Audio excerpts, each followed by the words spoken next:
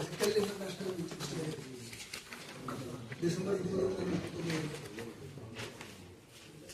Beach പാർക്കിൽ വെച്ച് നടത്തുന്നു. അതിൽ 2 ഫെസ്റ്റിവലുകൾ, 2 എഡിഷനുകൾ നമ്മളെല്ലാവരും കണ്ടതും പങ്കെടുക്കുന്നു. ഇന്റർനാഷണൽ ബീച്ച് ഫെസ്റ്റിവൽ എന്നൊരു പകരം കാർണിവലായിട്ട് ചെറിയൊരു പരിപാടി മാത്രം സംഘടിപ്പിച്ചു. ഇതിപ്പോൾ 3ാമത്തെ എഡിഷനാണ് ഡിസംബറിൽ നടക്കാൻ പോകുന്നത്.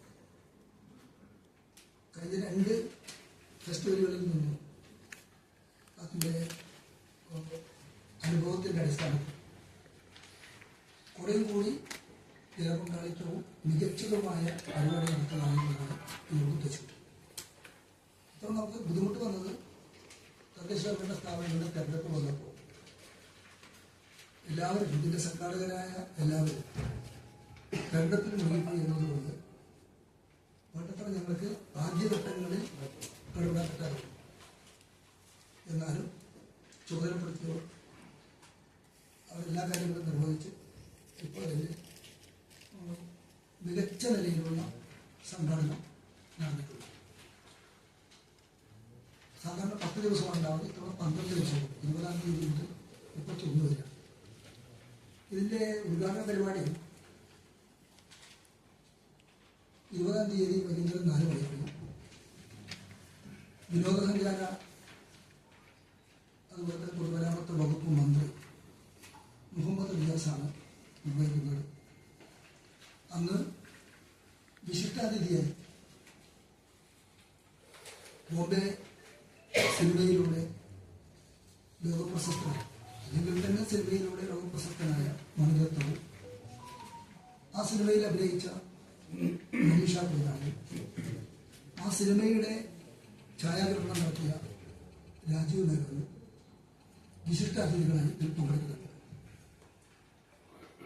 30 വർഷം മുമ്പാണ് ബോംബെ സിനിമ ഈ ബേക്കൽ കോട്ടയിൽ വെച്ച്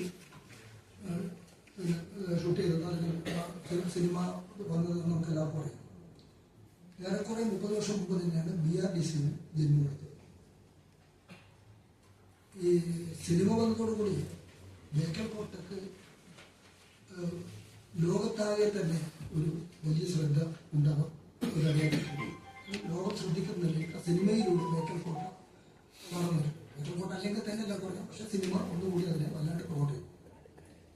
അപ്പം അതുകൊണ്ട് തന്നെ നമുക്ക് മണിരത്നത്തെ ഒന്ന് കൊണ്ടുവരണമെന്ന് നേരത്തെ തന്നെ ഒരു ആഗ്രഹമായിരുന്നു. 1 വർഷം മുമ്പ് തന്നെ അദ്ദേഹത്തെ ഇതിനു വേണ്ടി നമ്മൾ കണ്ട് സംസാരിച്ച് ഈ വർഷം ശ്രമിച്ചെടുപ്പം വരാൻ പറ്റില്ല. ഈ വർഷം അദ്ദേഹം തീയതികൾ തന്നു. അപ്പം അദ്ദേഹത്തിൻ്റെ തീയതി 20 ആയതാണ്. 21 എന്നുള്ളത് 20 ആയതുകൊണ്ടാണ് ഞങ്ങൾ ഉദ്ഘാടനം 20 വെച്ചത്. 20 അദ്ദേഹം വരുന്നത് കൊണ്ട് അദ്ദേഹത്തിന് തീയതി തന്നെയാണ്. 20 എൻ്റെ ഉദ്ഘാടനം വെക്കാം, അന്ന് മന്ത്രി നമ്മൾ പങ്കെടുക്കുന്നത്. അതുകൊണ്ട് ഉദ്ഘാടന പരിപാടി ഒരു ഗംഭീര പരിപാടിയാക്കണമെന്നാണ് ഞങ്ങൾ ഉദ്ദേശിക്കുന്നത്. കാരണം ഇത്രയും വലിയ ആളുകളൊക്കെ പങ്കെടുക്കുന്ന ഒരു പരിപാടി. അതിൽ പുറമെ MP, ജില്ലയിലെ MLA, മറ്റ് ജനപ്രതിനിധികൾ, രാഷ്ട്രീയ പാർട്ടികൾ, നേതാക്കന്മാർ, സാംസ്കാരിക രംഗത്തെ പ്രമുഖർ, ഉദ്യോഗസ്ഥ പ്രമുഖർ, കളക്ടർ ഉൾപ്പെടെ എല്ലാവരും പങ്കെടുക്കുന്ന ഒരു വലിയ ചടങ്ങാണ് നമ്മൾ ഉദ്ഘാടനത്തിന് വേണ്ടി ഉദ്ദേശിക്കുന്നത്. അന്ന് ഈ 20-ാം തീയതി ഉദ്ഘാടനത്തിന് ശേഷം കലാപരിപാടിയുണ്ട്. അത് നമ്മുടെ രമ്യ തമ്പീശൻ നയിക്കുന്ന പരിപാടിയാണ് നടക്കുന്നത്.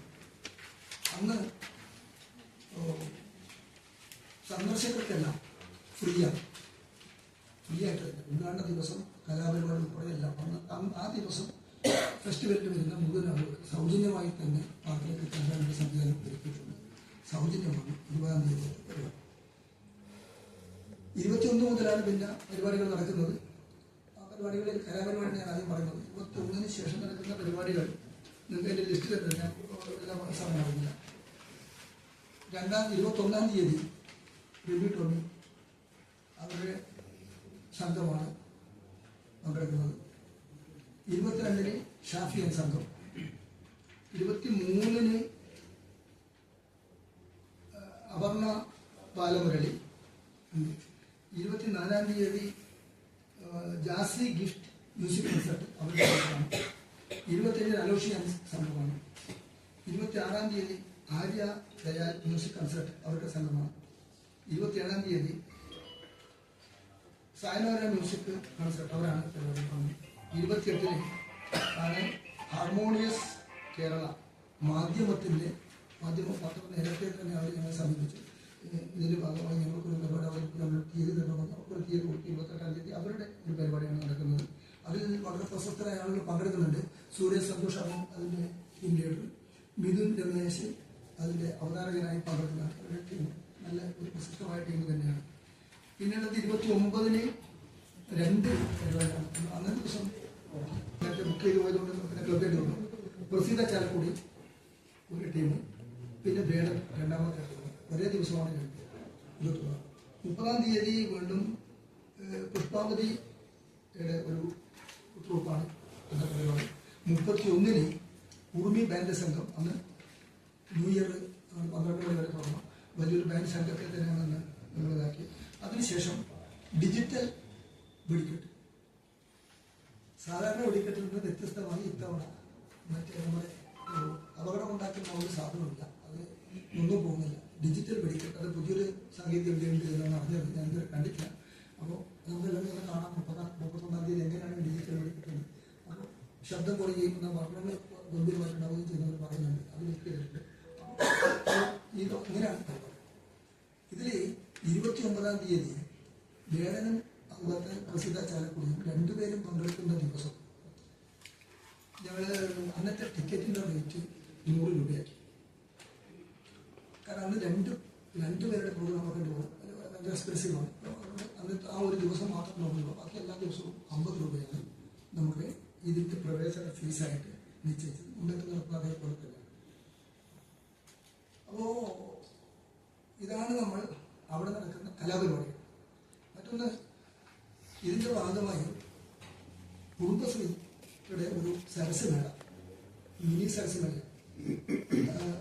സരസ് മേള കുടുംബശ്രീയുടെ ഒരു ബ്രാൻഡായിട്ടുള്ള ഒരു കലാപരിപാടിയും ഒരു പ്രോഗ്രാമാണ് അവരുടെ. അത് വർഷാവർഷം നടത്താറുണ്ട് സരസ് മേള. ഈ വർഷത്തെ സരസ് മേള പാലക്കാടേക്കാണ് പോയത്. അപ്പോൾ സർക്കാരിൽ അപേക്ഷിച്ചപ്പോൾ നമുക്ക് മിനി സരസ് മേള ഇതിനോടനുബന്ധിച്ച് നടത്താൻ വേണ്ടി അനുവാദം നൽകി. മിനി സരസ് മേളയുടെ ഭാഗമായിട്ട് അവർ നടത്താൻ പോകുന്നത് കുടുംബശ്രീയുടെ ജില്ലയിലെയും സംസ്ഥാനത്തിൻ്റെയും വിവിധ സംരംഭകർ ഉൽപ്പാദിപ്പിക്കുന്ന ഉൽപ്പന്നങ്ങളുടെ വിപണനവും അതുപോലെ തന്നെ വിപണനത്തിൻ്റെ ഒരു കാര്യം അതാണ്. 2 കുടുംബശ്രീയുടെ വിവിധ സംസ്ഥാനങ്ങളും വിവിധ ജില്ലകളിൽ നിന്നും വരുന്ന ഫുഡ് കോർട്ടുകളാണ്. അതോടൊപ്പം തന്നെ അവരുടെ കലാപരിപാടിയും അവരുടെ സെമിനാറുകളും മറ്റു കാര്യങ്ങളെല്ലാം വെച്ചുകൊണ്ട് കുടുംബശ്രീ ഒരു മുഖ്യമായ പങ്ക് ഇതുമായി ബന്ധപ്പെട്ട് വഹിക്കുന്നുണ്ട്. ഇന്നൊന്നുള്ളത് ഇതിൻ്റെ കലാപരിപാടി വിശേഷം പകരം വരുന്നവർക്ക് അമ്യൂസ്മെൻറ്റുകളാണ്. സാധാരണഗതിയിൽ എല്ലാ വർഷവും ഉണ്ടായതുപോലെ തന്നെ ബീച്ച് പാർക്ക് അമ്യൂസ്മെൻറ്റുകളുണ്ട്. ഏത് സമയത്ത് വന്നാലും അവിടെ ഈ ആഘോഷത്തിൻ്റെ ഭാഗമായി കാണാനും ആസ്വദിക്കാനും ഒക്കെ പറ്റുന്ന നിലയിലേക്കുള്ള സംവിധാനമാണ് ബീച്ചിൽ ഒരുക്കിയിരിക്കുന്നത്. അതുകൊണ്ട് വിവിധങ്ങളായ പരിപാടികൾ അതിൻ്റെ ഭാഗമായിട്ട് വരുന്നുണ്ട്. അതാണ് അത് സംബന്ധിച്ച് ഉള്ളത്. ഇതിൽ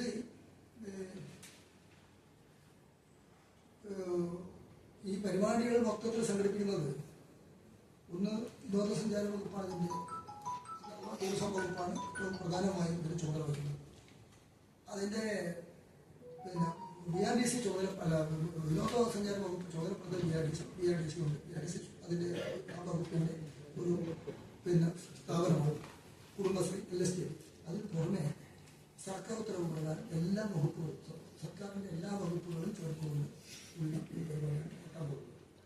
ഇന്നൊന്ന് അതിൻ്റെ കോട്ടയുണ്ടല്ലോ, കോട്ടയാണെന്ന് പറഞ്ഞാൽ ഏറ്റവും വലിയ അട്രാക്ഷൻ. അപ്പോൾ ആർക്കിയോളജിക്കൽ സർവേ ഓഫ് ഇന്ത്യ ഗവൺമെൻറ്റിലാണ് കോട്ട, നമ്മുടെ സംസ്ഥാന ഗവൺമെൻറ് അവിടെ ഒന്നും ചെയ്യാൻ പറ്റില്ല. പക്ഷേ ആർക്കിയോളജിക്കൽ സർവേ ഓഫ് ഇന്ത്യയുമായി ബന്ധപ്പെട്ട് കോട്ട ഒന്ന് റിലേഷൻ നടത്താനും ഈ പരിപാടികളിൽ കോട്ടയുടെ കൂടി സഹകരണം അഭ്യർത്ഥിച്ചിട്ട് നമ്മൾ സമീപിച്ചപ്പോൾ അവർ ഓക്കെ പറഞ്ഞിട്ടുണ്ട്. അവർ ഇറക്കിയിട്ടുണ്ട്. അവർ റിലേഷൻ നടത്താൻ പറഞ്ഞിട്ടുണ്ട്. കാരണം കോട്ട കാണാൻ 1,000 ആൾ പോകും.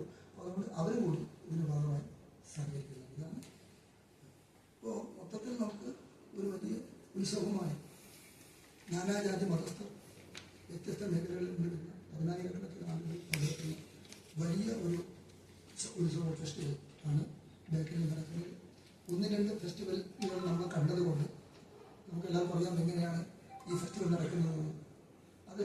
അതിനേക്കാൾ പൂർവാധിക ശക്തിയോടുകൂടി നന്നായി നടത്തുക എന്നാണ് അതുകൊണ്ട് ഉദ്ദേശിച്ചത്. 1-2 ഫെസ്റ്റിവൽ കഴിഞ്ഞപ്പോൾ ഉണ്ടായ നേട്ടമെന്ന് പറയുന്നത് ആഭ്യന്തര സഞ്ചാരികളുടെ എണ്ണം ഇരട്ടിയായി. സാധാരണ ഗതിയിൽ ഒരു വർഷം 5 ലക്ഷത്തോളം ആളുകളാണ് ഈ ബീച്ച് പാർക്കിലേക്ക് വരുന്നതെങ്കിൽ ഈ 5 ലക്ഷം ആളുകൾ ഈ 10 ദിവസം വരാറുണ്ട്. ഇങ്ങനെയുള്ള ദിവസങ്ങളിലും വലുതോതിൽ സഞ്ചാരികൾ വരാൻ തുടങ്ങി. കോട്ടയിലേക്ക് പാർക്കിലേക്ക്. 2, BRTC ഈ 10 വർഷം മുമ്പ് 5 വർഷം മുമ്പ് നമ്മൾ ഈ ആഘോഷം തുടങ്ങുന്നതിന് മുമ്പ് അവരുടെ ഒരു മാസത്തെ വരുമാനം 7 ലക്ഷം രൂപ BRTCക്ക് DSCയിൽ നിന്ന് കിട്ടുന്ന വരുമാനമാണ്. അതിപ്പോൾ പാർക്കിൽ നിന്ന് കിട്ടുന്ന വരുമാനം, ആ പാർക്കിൽ കിട്ടുന്ന വരുമാനം 7 ലക്ഷമായിരുന്നു. 13 ലക്ഷമായി BRTCക്ക് വർദ്ധിച്ചിട്ടുണ്ട്. പിന്നെ നമ്മുടെ അവിടെ 5 സ്റ്റാർ ഹോട്ടൽ ഉൾപ്പെടെയുള്ള കുറേ 3 5 സ്റ്റാർ ഹോട്ടലുകളുണ്ട്. അതുപോലെ തന്നെ മറ്റു ചില ബഡ്ജറ്റ് ഹോട്ടലുകളൊക്കെ ഉണ്ട്. അവിടെയെല്ലാം ഇൻവേഴ്സിറ്റിയിലേക്ക് അവരുടെ വരുമാനം വർദ്ധിച്ചിട്ടുണ്ട്. അപ്പോൾ ഇന്നൊന്ന് ഈ BRTCക്ക് നേട്ടം എന്ന് പറഞ്ഞത് അവരുടെ പ്രോപ്പർട്ടിയിലേക്ക് തദ്ദേശീയരായ സംരംഭകർ അന്വേഷിച്ച് വരാൻ തുടങ്ങി. ഞങ്ങൾക്ക് BRTCയിലെ ഏതെങ്കിലും സംരംഭം നടത്തണം. അപ്പോൾ BRTCയുടെ പ്രോപ്പർട്ടി അത് വെച്ച് ലീസ് ചെയ്ത് കൊടുത്ത് അങ്ങനെയും BRTCക്ക് മെച്ചപ്പെടാൻ കഴിഞ്ഞിട്ടുണ്ട്. ചുരുക്കി പറഞ്ഞാൽ നമ്മുടെ വിനോദസഞ്ചാര വകുപ്പ്, സാംസ്കാരിക വകുപ്പ്, അതിന് പുറമെ BRTC പിന്നെ കുടുംബശ്രീക്ക് അവരുടെ ഈ ഉൽപ്പന്നങ്ങൾ മേളയുമെല്ലാം നടത്തുന്നത് കാര്യങ്ങളൊക്കെ നടത്താൻ അവർക്ക് വളരെ എളുപ്പത്തിൽ കഴിയുന്ന ഒരു വലിയ ഉത്സവമായിട്ടാണ് നമുക്ക് ബേക്കൽ ഇന്റർനാഷണൽ ബീച്ചുകൾ നടത്താൻ കഴിയുന്നതെന്നാണ് സംബന്ധിച്ചത്.